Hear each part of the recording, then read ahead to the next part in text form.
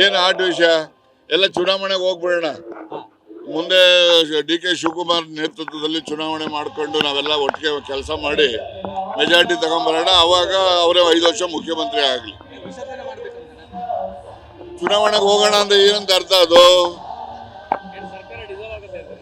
ಯಾಕಾಗ್ತದೆ? ಯಾಕೆ ಮಾಡಬೇಕು? ಅಲ್ಲಲ್ಲ, ಅವರು ನೋಡಿ, ಯಾವಾಗಲೂ ಸಿದ್ದರಾಮಯ್ಯನವ್ರನ್ನ ಎಲೆಕ್ಟ್ ಮಾಡೋದು ಯಾರು? CLP ಅಲ್ವೇನ್ರಿ? CLP ನಲ್ಲಿ ತೀರ್ಮಾನ ಆಗಬೇಕು. ಯಾರು CLP ನಲ್ಲಿ ಸಿದ್ದರಾಮಯ್ಯನವರು ರಾಜೀನಾಮೆ ಕೊಡ್ಲಿಕ್ಕೆ ಯಾರನ್ನ ಕೇಳಿದಾರ? ಯಾರಾದ್ರೂ ಕೇಳಿದ್ರೆ ಹೇಳಿ.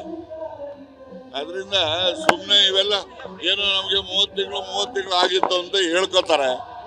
ಎಲ್ಲಿದೆ? ಯಾರು ಹೇಳೋರು? ಯಾರು? ನಾವು ನೋಡಿ, ಹೈಕಮಾಂಡ್ ನಲ್ಲಿ ನಾಯಕತ್ವದ ಬಗ್ಗೆ ಮಾತನಾಡಬಾರ್ದು ಅಂತ ಹೇಳಿದ್ದಾರೆ. ನಾನು ಅದಕ್ಕೋಸ್ಕರ ಅದ್ರ ಬಗ್ಗೆ ಮಾತನಾಡೋದಿಲ್ಲ. ನಮ್ಮ ವೈಯಕ್ತಿಕ ಆಶಯ ಸಿದ್ದರಾಮಯ್ಯನವರು 5 ವರ್ಷ ಮುಖ್ಯಮಂತ್ರಿ ಇರಬೇಕು ಅಂತಕ್ಕಂಥದ್ದು. Even that is also subject to the high command decision.